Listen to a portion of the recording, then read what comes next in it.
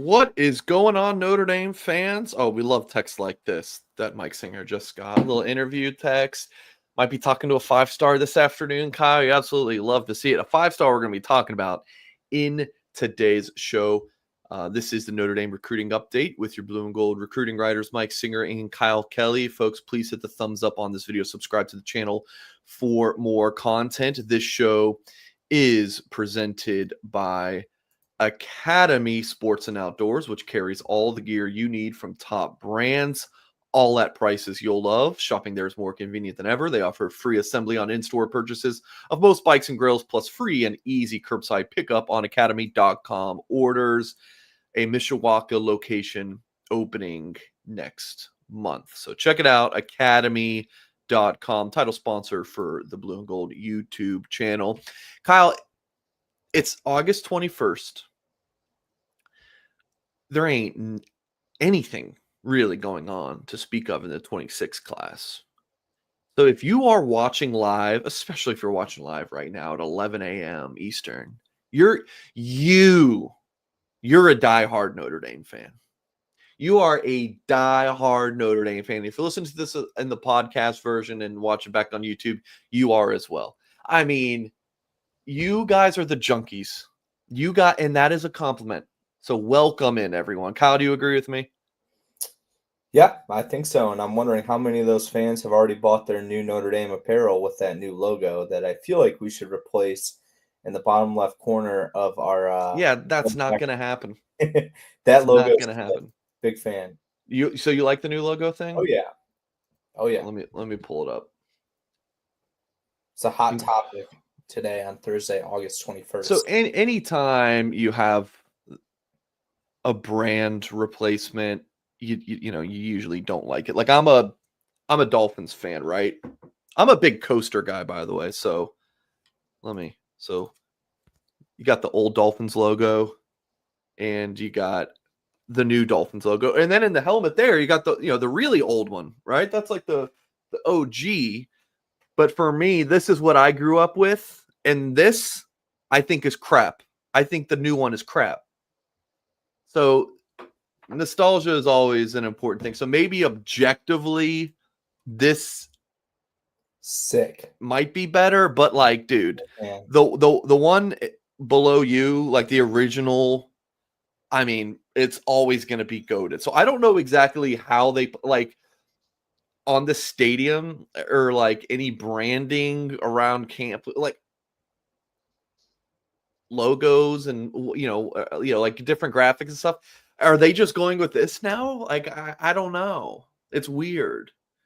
It sounds like it's team specific, so they might have one for every sport. I think that's unique. But if they go, I guess my point is if they go away from the traditional graphic for like or the traditional logo for football, like if they phase that out, I've got a problem. If you want to do some some new stuff, they can't phase it. I think that would be ridiculous. What about the old-fashioned version of the Fighting Leprechaun? Which I bet there's some diehard Notre Dame fans ready to just like jump through the screen and strangle us by the neck for maybe calling this guy by his wrong name. I'm sure he's got a specific name, but do you know what I'm talking about? It was the logo that Chris Ash wore during Sunday's news conference that Notre Dame fans are obsessed with. It's like a vintage version of the already vintage Fighting Leprechaun. I think like I can't think of it off the top of my head. Is it the one where he's kind of like going up? Yeah, I mean, like all the assistant coaches wear it too. I know. This has been known to rep Are you talking about this one on the right? I can't see. Yeah, I think so. Is that the one? Yeah, one of those. Yep. There's also another one I'm thinking of. Vintage Vault. We're totally getting off topic here. Retired Leprechaun. He's not so much retired as much. I'm gonna see it now. I mean, you said it was on YouTube, like, or is the one from the press conference? Yeah, Chris Ash was repping it. All right, hold on. Just pull it up, and then we'll get to your regularly scheduled We'll get your regularly scheduled content for the recruiting show. Speaking of logos, how about this bad boy? Dude, I'm so jealous. The faded I love it. Rivals T-shirt. High school football With season really starting tomorrow in most of the country. Had to rep the Rivals gear, the vintage Rivals. okay, so yeah. Yep, that one. What is the one I'm thinking of? I think it might be a basketball one. No, there is, I think, another version of it. I'm telling you, Mike Mickens reps it a lot, and there's like a skinnier version of it. I don't know. Once we get off the show, I'm sure I'm going to scroll Twitter and it's just going to be everywhere, but I can't. Sounds like a story idea for you, Mike. It's definitely not. The timeline of the Notre Dame Leprechaun logo. Yeah, I'm definitely not going to be doing that. But yeah, let's dive into the show. So, Kyle, we talked about this a couple weeks ago. You know, this show since like late July has kind of been sporadic due to taking time off or just skipping a week because there's nothing to talk about. But for as good as the 26th, and so we talked about this, I want to say like a month ago, but I really want to dive into it more. We discussed how impressive Notre Dame's 2027 fall visit list is already, right? We're still 3 weeks from the A&M game, something like that. And hold on. That's crazy if it's actually only 3 weeks away. Yeah, because I mean we're 10 days away from Miami, and then you got another couple weeks or something from A&M. So it's like 3 weeks and change if I'm thinking this correctly. That's a ways to go, and we're going to have a lot more visitors to confirm for the A&M game, USC, heck, Navy, the other home games that are afternoon ones. Since I started covering Notre Dame in the spring of 19, I have not seen a fall visit list as stacked as this year, and you can find it at blueandgold.com, pinned on the loose emoji message board. Kyle, it is so freaking impressive. Like, this 26 class is top 5 right now. And typically when Notre Dame starts hot, they've already faded, to be a fringe top 10 class right now. They're holding steady in that top 5. We'll see if they're able to hold on as we get to signing day when flips start happening crazy all over the country. And we'll see what Notre Dame potentially could add in the 26 class. But dude, for as good as the 26 class, like the 27 class, like the momentum, Kyle, I know that's your favorite phrase, that that they have already is phenomenal. Okay, let me pull up this tweet here from Rivals. 5-star cornerback Joshua Dobson has locked in game day visits to South Carolina, Clemson, and Notre Dame. Number 1 corner in the class. So this picture is from the Future 50 event. I had Dobson on my list to talk to because I was there. And Kyle, at events like these, it's like you're sitting there twiddling your thumbs for an hour, and then like everyone walks through the door and you're scrambling to get all these interviews. So I didn't get to talk to Dobson. That dude, I feel for you there. Yeah, it was fine. I got so much content, but there were so many big time DBs at that event. Kids at IMG, Xavier Hazan, who I interviewed. The Gamble kid down at St. Thomas Aquinas. There's a ton of big time DBs. All of them raving about Notre Dame. I am like, and they're visiting. Hassan's like, yeah, I'm visiting for the A&M game. Gamble's like, man, I love Notre Dame. Like, I really want to get up there. I put out that tweet, Kyle, with the look at this. Notre Dame in pursuit. This is from Future 50 as well. Kennedy Brown and Mark Matthews, the top 2 offensive tackles in the 27 class. Quote, I love Notre Dame. Quote, Notre Dame is a legendary program. Like, Notre Dame they're resonating more early on with these underclassmen than ever before. More of them, right? Like, look at the areas that they're from too. Southly, right? Like Dobson, South Carolina, just outside of Charlotte, like on the border, North Carolina, South Carolina, like, yeah, those South Florida guys, Texas. I just like Notre Dame resonating early on with like a Kari Adams and Joey O'Brien.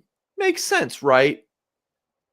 Catholic school, or like private schools, For East sure. Coast, like some of those things make sense. But and Kyle, I'll let you talk here in a second. But like it's just more like Notre Dame is attractive to more elite prospects early on than I have seen.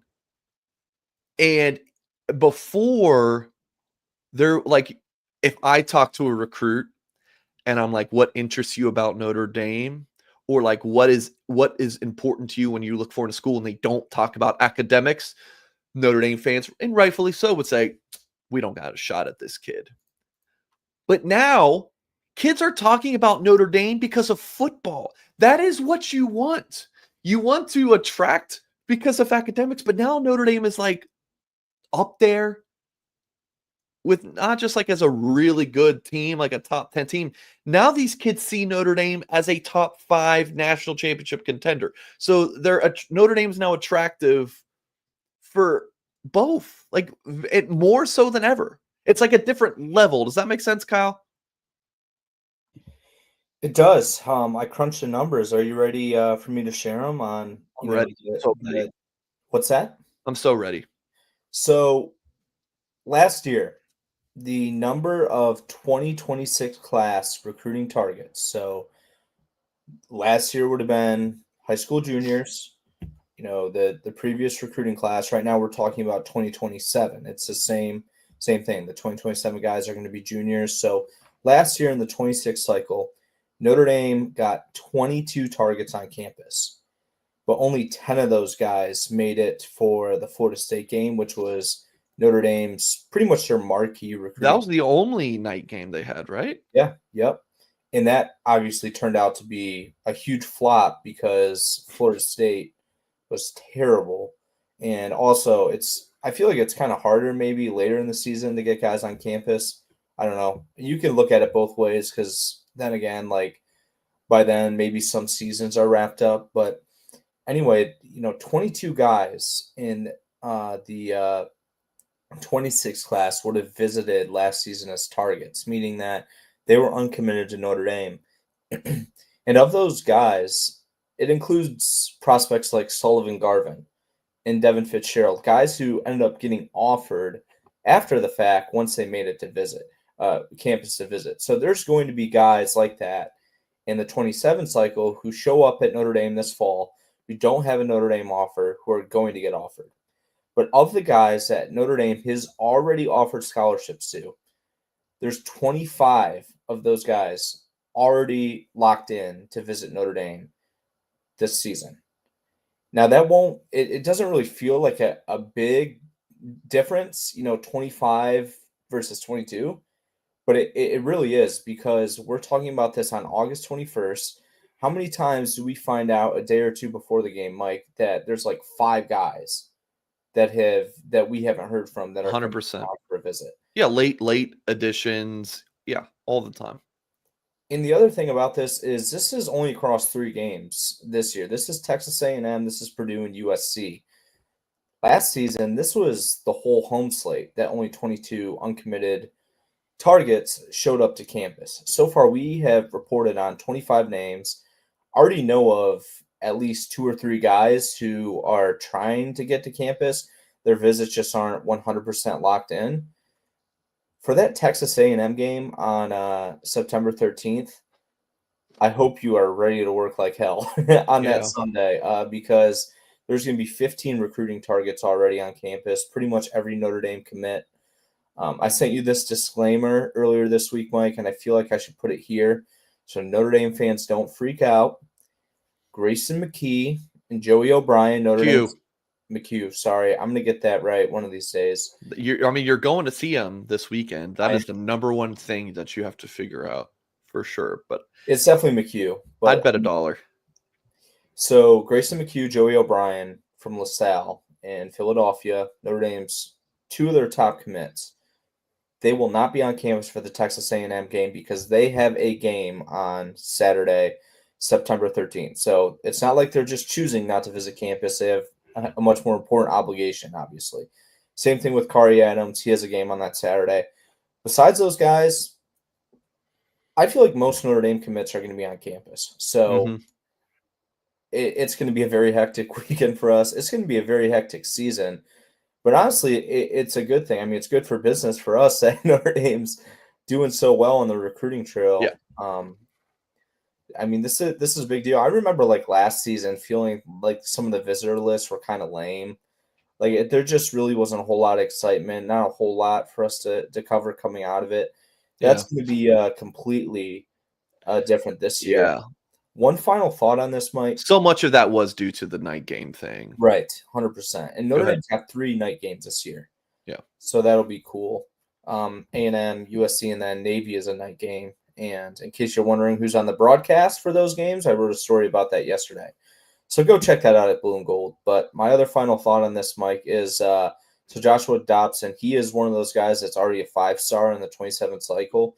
There's a couple other guys who are in that top 32 who are going to finish as 5-stars if they maintain their rankings by the end of the cycle.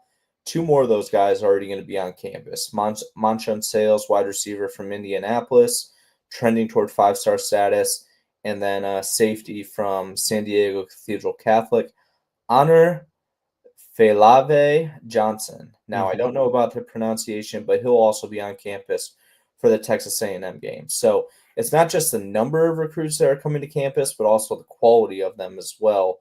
And there's a couple other 5-stars we're in touch with about possibly getting up to South Bend for that A&M game as well. So big opportunity for Notre Dame to continue building on the momentum they've created in 2027 and to capitalize on it. Folks, please hit the thumbs up on this video. Subscribe to the Blue and Gold YouTube channel for more content. And I mean both of those things. You see the little thumbs up?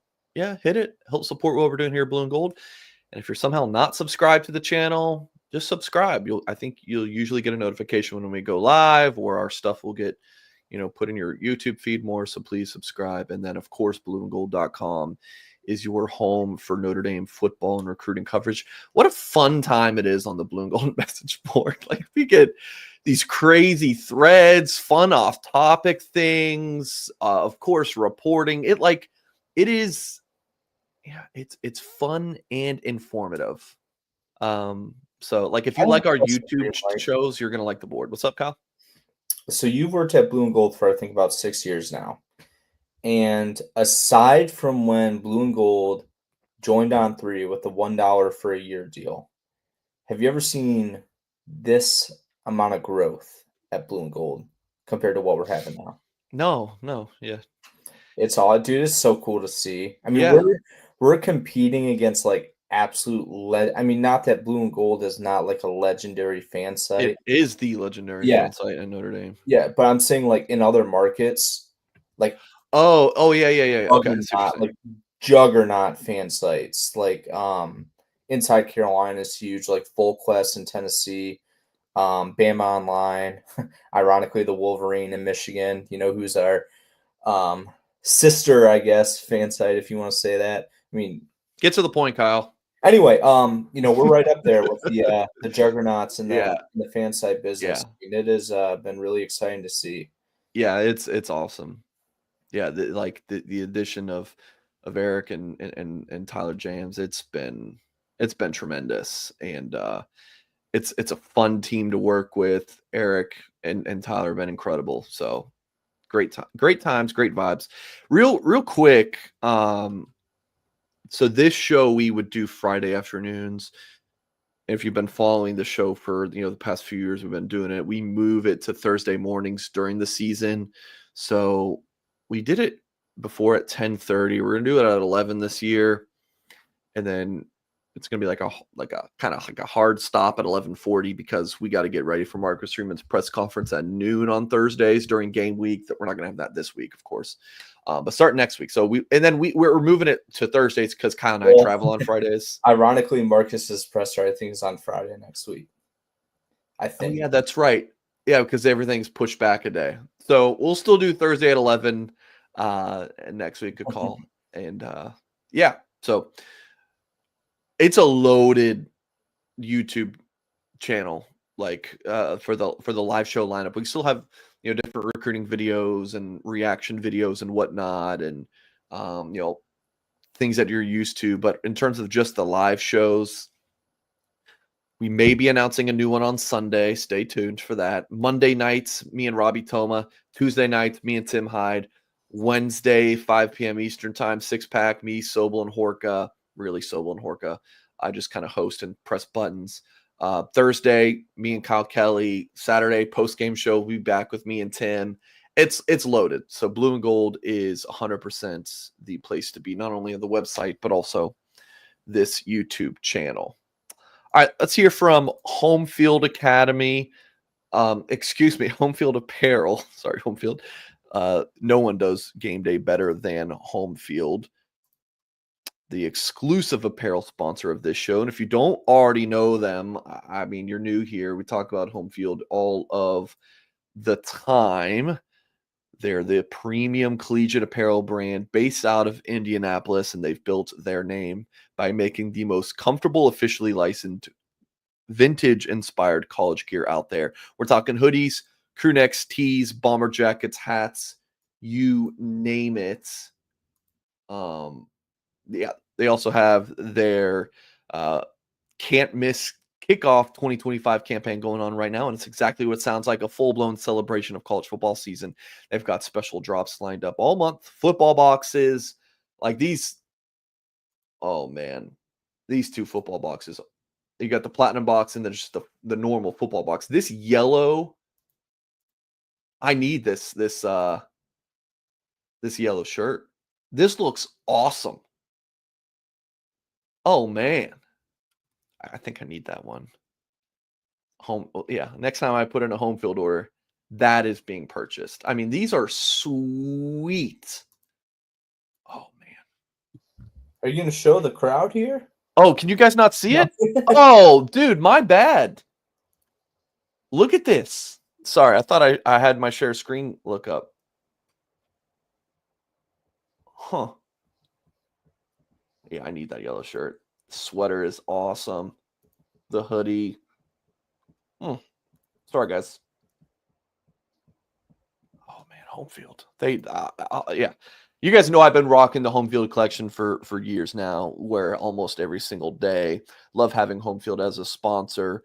It's in my rotation. My wife's got some Homefield gear as well. She loves rocking it. So get yourself some Homefield. Buy for your loved ones. They have plenty of other schools as well. I mean, several dozen schools. So homefieldapparel.com. Check out their Notre Dame line. Again, Homefield. Check it out. Favorite design. Get ready to rep your Notre Dame gear in style. Always putting out some new stuff as well. J Carr. Yeah, bro. You got a 5-minute timeout. And Jack agreed with it, actually. So there you go, brother. John Fitzjohn, looking forward to the season as well. Thank you for popping in. All right, Kyle. So a few Notre Dame players have already started their respective Notre Dame commits. You wrote this story, how Notre Dame football commits from Georgia opened their 25 high school season. So just want to run through these 3, how they looked last week, and then I'll talk about the one in Florida that started. Yeah, so the ones in Florida, I have come to find out those were like Jamboree guys. Yes. Yeah.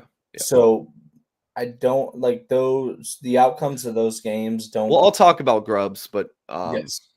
Yeah, go ahead, Kyle. I'm just saying that the reason why I didn't put them in the article, well, number one, you did already write about it, but the outcome of those games, like, they don't matter on the schedules. So, like, I don't want to, because when I do this throughout the season, I do the stats from every game and I compile them, the season stats as we go along, and those Jamboree stats are exhibition, so they technically don't count. So that's why I didn't include those guys like Elijah Golden and Noah Groves in my story. However, Georgia started high school football last Friday. Notre Dame has, well, technically not last Friday, but last week. Teddy Gerard played on Thursday. 3 Notre Dame commits started their seasons. Teddy Gerard down at Kennesaw North Cobb. Notre Dame's prize 2027 class quarterback commit. Jonas Walton, running back from Carrollton, Georgia, goes to Central High School.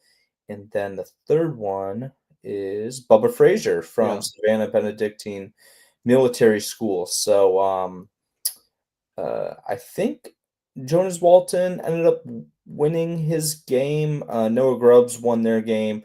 I know that Benedictine Military School, where Bubba Frazier plays, ended up losing, but all three guys, pretty solid starts to their 2025 seasons. You can find the details on how those guys looked in my story. So I don't want to give a whole lot away, but Jonas Walton, over 100 rushing yards. But what was really impressive to me was his production in the receiving game.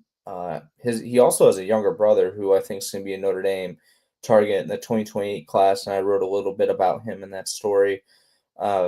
Teddy Gerard, not the I mean, he didn't go light it up and throw for 300 yards and 5 touchdowns, but North Cobb didn't really need to use him in that manner. Their run game was firing on full cylinders on Thursday night.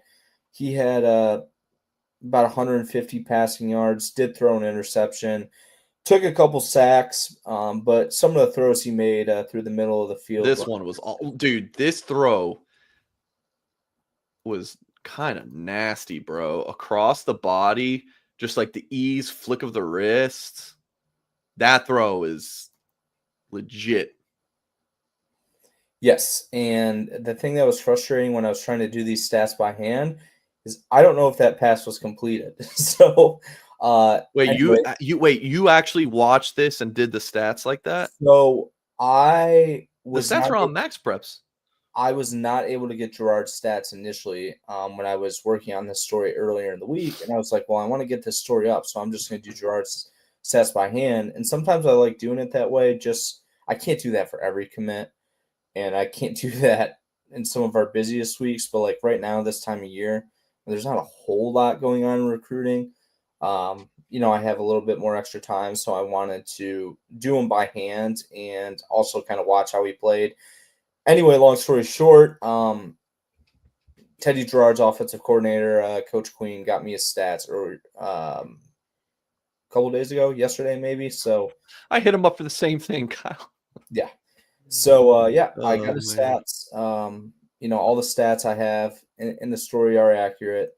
Yeah. All right. Anyways, Three guys okay. starting their senior seasons or senior and junior seasons, and a bunch more will be kicking off their years this Friday. All right. So for folks watching on YouTube, this was the a touchdown reception for Bubba Frazier, who had himself a nice night.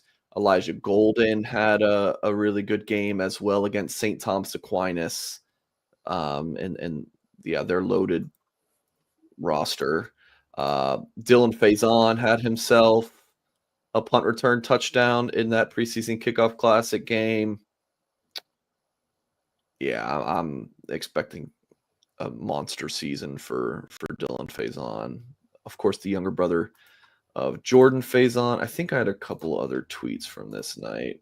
More from I'd that. love to see that Dylan's returning punts because I feel like Notre Dame has not necessarily struggled in the return game, but they haven't had.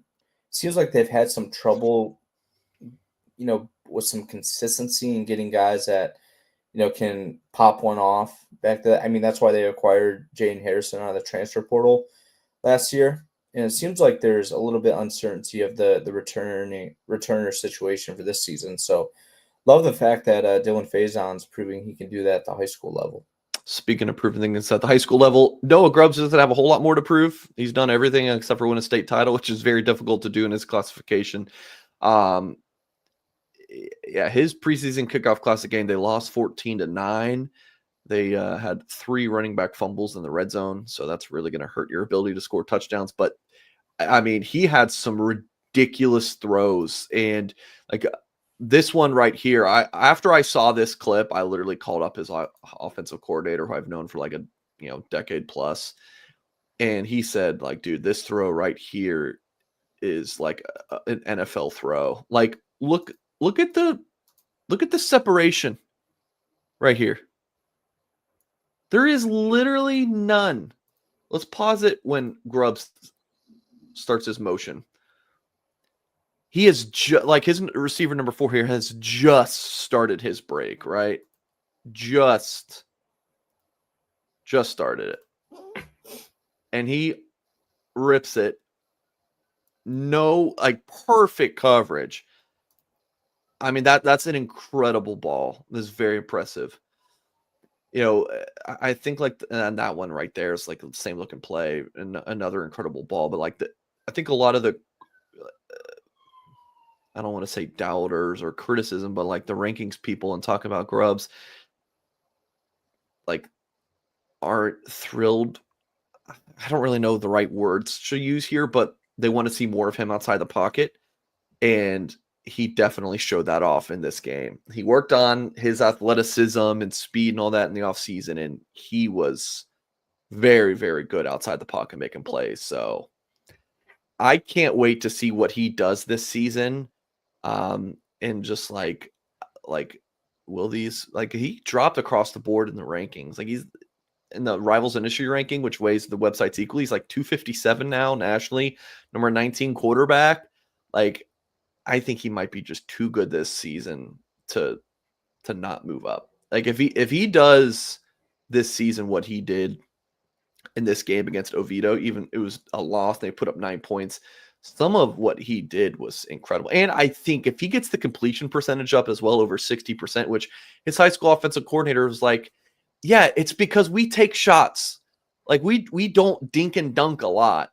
Like we push the ball downfield. So naturally your completion percentage is going to be lower. Like if we really wanted it to be higher, then we would throw a lot more in the quick game.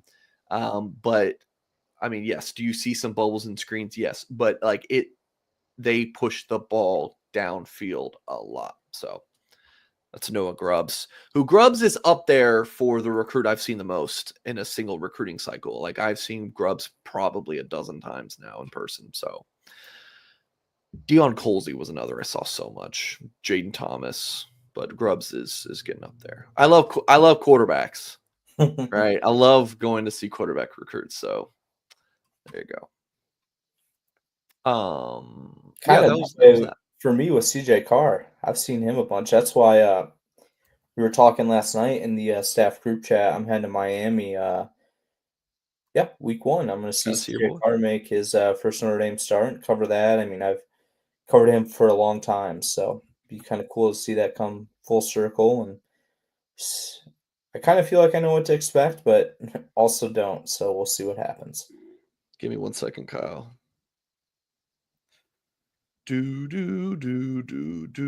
Sorry about this, guys. Firing out a text message. All right, so next, all right, so we're gonna start hitting the road starting this week. We're gonna talk about who we're seeing this week next, but who are some Notre Dame recruits, commits, or targets that you're really looking forward to seeing this fall, Kyle? Looking forward to our Chicago trip, man. We are. How can you not? That's gonna be a great one. So I'm gonna fly in Chicago Friday morning. That night, Kyle and I are going to see Quentin Burrell versus Braden Parks and Bone Crusher in the Dude, 28 do class. not forget Tavares Harrington. Big time DB. Defensive back from Chicago Mount Carmel, who has Alabama and Notre Dame in his top 2. Loaded game. So Kyle and I will be there together for our annual Bros Hangout game. Did we do one last year? No, I had the baby. Yeah. But we did it the year before. We went and saw CJ Carr. Fun time. So yeah, I'm really looking forward to that one. That's gonna be a big one.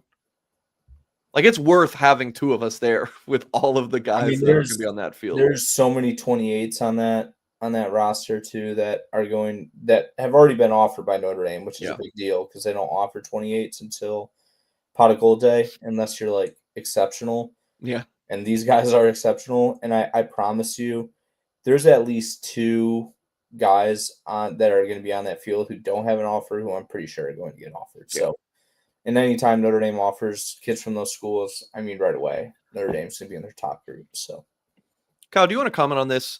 Greg said, I remember the good old days when Notre Dame dominated the Chicago area. Do you agree with this? Dude, Chicago recruiting is weird. I don't really know what to make of it. I've had some conversations with some people in South Bend about it, and they're kind of they have the same sentiment as me. It's just it's kind of odd. I don't really know what to make of it. a lot of these Chicago area recruits they don't want to play close to home. Like Justin Scott went to Miami, Marquise Lightfoot, he went to Miami, Talon Taylor, he went to Georgia. Uh, I mean, there's so many others, and that's definitely an area that Notre Dame needs to capitalize on. And they recruit the area hard. It's not like they're not doing their job there. I mean, last cycle, you look at they got Dominic Kulak, the edge rusher from Elmhurst, Illinois, Joseph Reef from Elmhurst, Illinois, Christopher Burgess, who is, if not the top prospect in Illinois last cycle, out of Chicago, Simeon, one of the top 2 or 3 guys. So it's not like they're neglecting Chicago recruiting, but like Michigan's not getting a whole lot of these guys as well. Like either is Ohio State. So this isn't a Notre Dame problem. I think it's just more so some of these Chicago kids want to get away from home for college. But then again, I mean, Notre Dame has gotten guys from there, and I think there's reason to believe that they're going to turn it around, so to speak, in the 27 cycle with the guys that they're after. Here's what I'll say about it. Notre Dame, like for Chicago, they are turning over every rock. They know more about the Chicago kids than any other like city in America.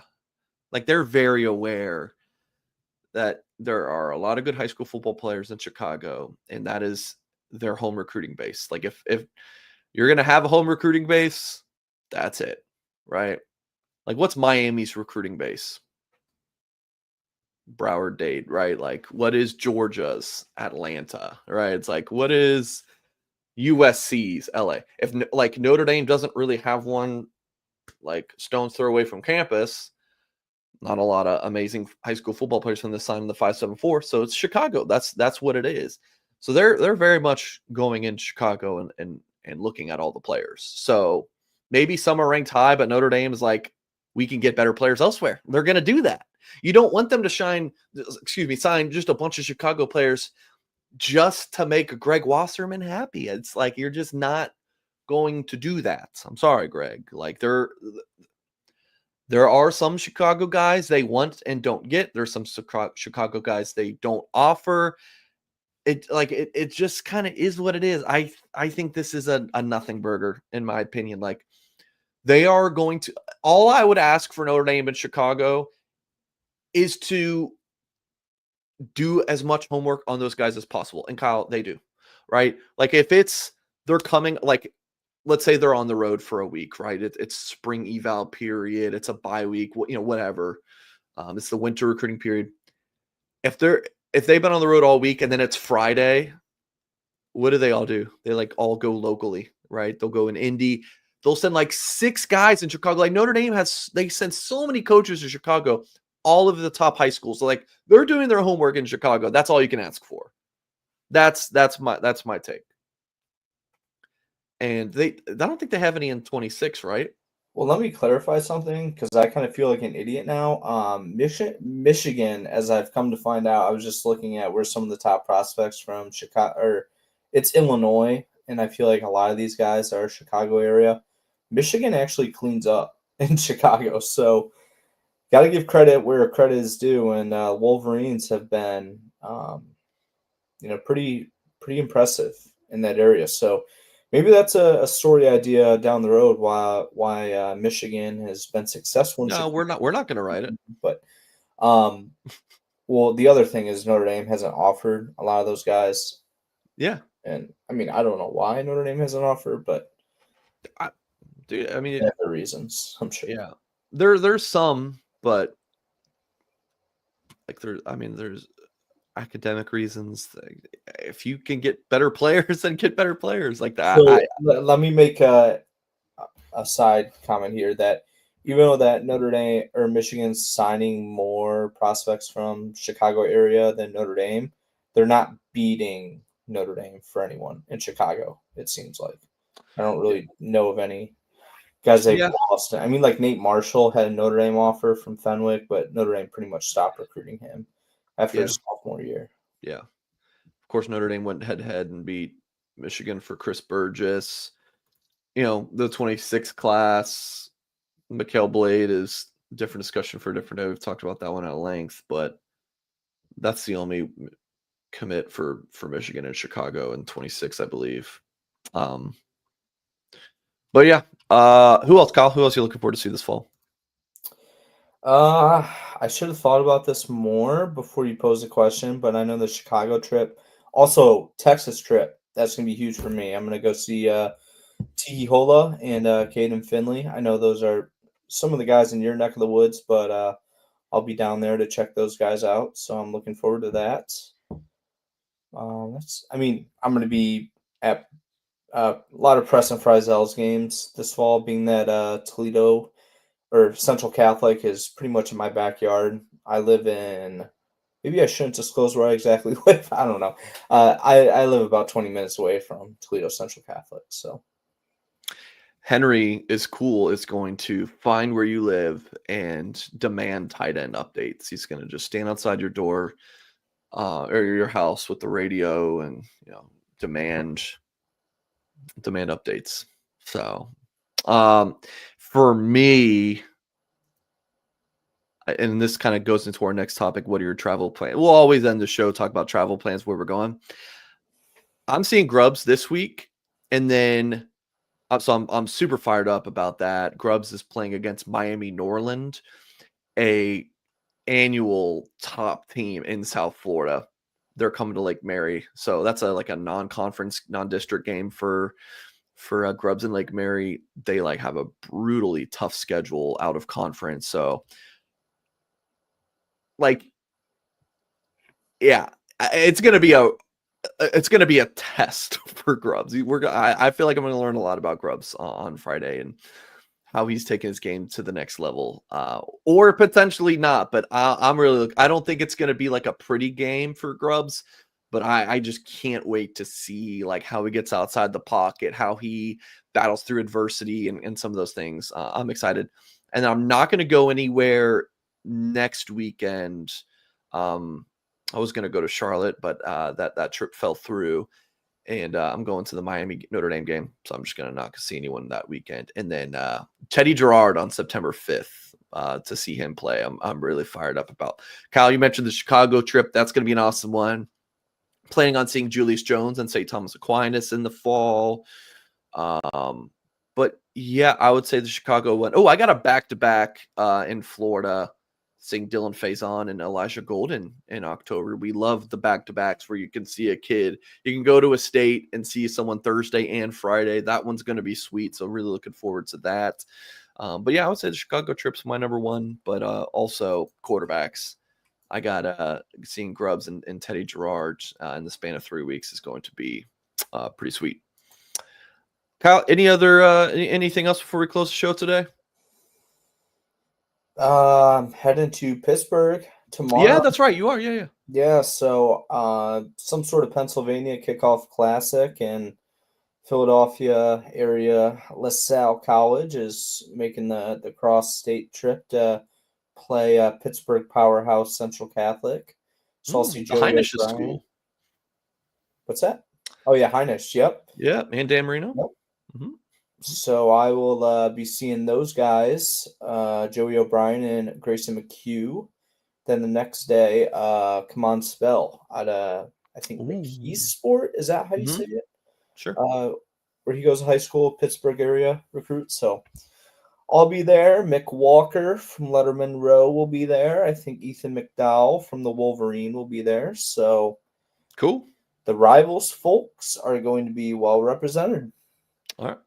Well, that is going to do it for this week's Notre Dame recruiting update. If you're just tuning in, rewind. Say the start of the show was a little bit more exciting. Just kind of talking about some high school football stuff here at the end. It's very niche, but like I said at the start, if you're tuning in and you're watching this show at 11:45 a.m., you're a diehard Notre Dame fan. So tip of the hat to you all. Really appreciate it, and as always, folks, we will catch you next time.